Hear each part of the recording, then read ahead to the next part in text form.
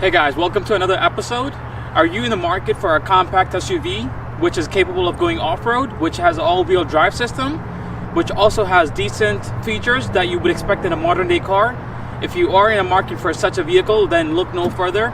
Today we're going to be looking at the 2019 Jeep Cherokee. This particular edition is the limited edition.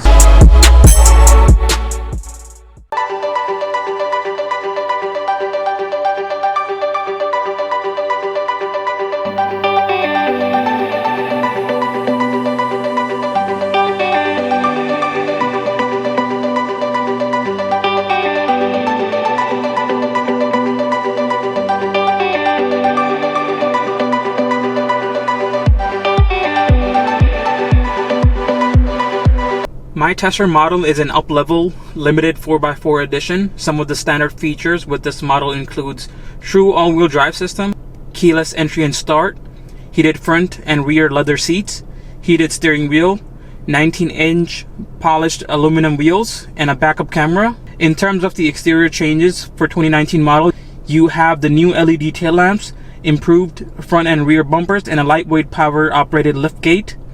If you are in the market for a compact SUV, you should also consider Mazda CX-5, Honda CR-V, Toyota RAV4, and Ford Escape.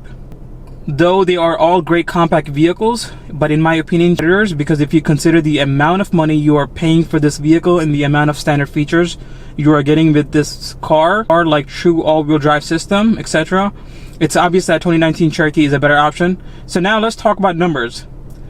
As this car sits, this car costs $40,000, and that's because it's not a base model. It is equipped with packages such as technology package, which gives you safety features like adaptive cruise with stop and go, lane departure warning system, along with collision warning system. This particular vehicle has a 3.2 V6 engine, which gives you 271 horsepower. This vehicle can tow up to anywhere from 2 to 5,000 pounds. With this car, you get 19 miles per gallon and 27 on the highway, which is pretty decent. So we're just going to spend some more time talking about the inside of this car. So right over here on the bottom, you have the select terrain. You can select between snow, sport, sand, and mud, if you ever decide to do any of those stuff. And then you've got your jack port, your USB port, and your other necessities. Pretty basic stuff. Anything that you would expect in a car.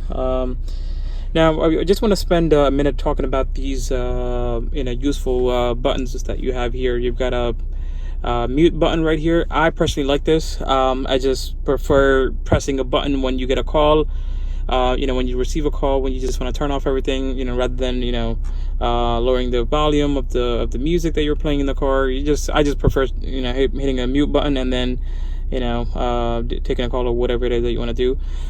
This button right over here, this will turn off the stop and start feature that this car has, which is part of the technology feature, or which is part of the technology package. That particular package costs about $1,000. This stop and start feature is part of that technology package. And then, as I've mentioned earlier, this is probably one of the easiest screen to work with. I've sat in many different cars, and I can safely say that this is probably one of the most useful, very intuitive screen. Very easy to work with. So I'm just going to give you guys an example. So let's say you want to turn off or you want to turn on heat for your seat. That rhymes. So let's go to climate. So we're going to go to climate, right? And then there you go, right there. You've got your heated steering wheel option.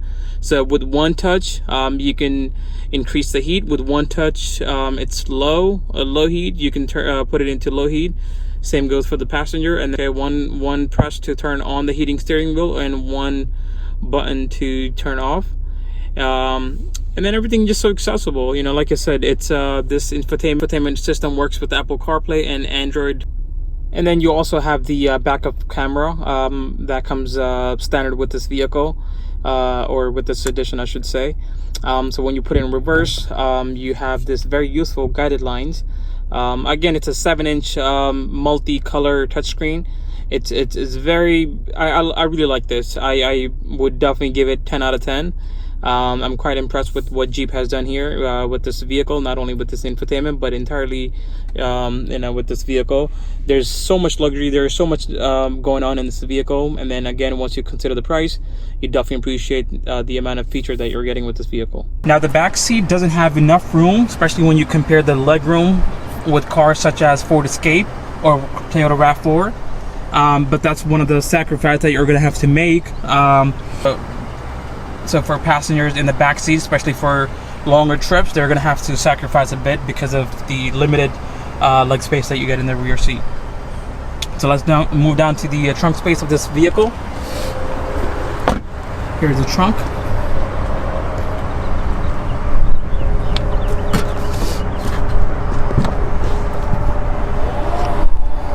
So you do get decent space with this car.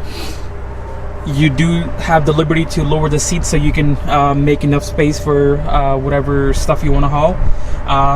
But it's pretty decent. Like I said, it's there's not a whole lot compared to other car manufacturers. But this is still workable. Okay, so now time for my verdict on this vehicle. I think it's a great car. Again, for the amount of money you're paying for this vehicle. For 2019, they've done lots of improvements. Not to mention, I've never driven a Jeep vehicle before, so this was my first ever experience in a Jeep vehicle. I definitely enjoyed it. I've been driving this vehicle for an entire week now. I wasn't expecting a whole lot from this car, but the way this car drives, the way this car handles, the ride is so comfortable. You get it's a luxury car. It's a luxury car that can go off-road and can do pretty much everything that you want to do with this vehicle. It's a great choice. Again, if you are in the market, you want to check out other cars that are similar to this vehicle. If you want to see more reviews on any other car, please leave a comment and share and like this video. I'll see you guys next time.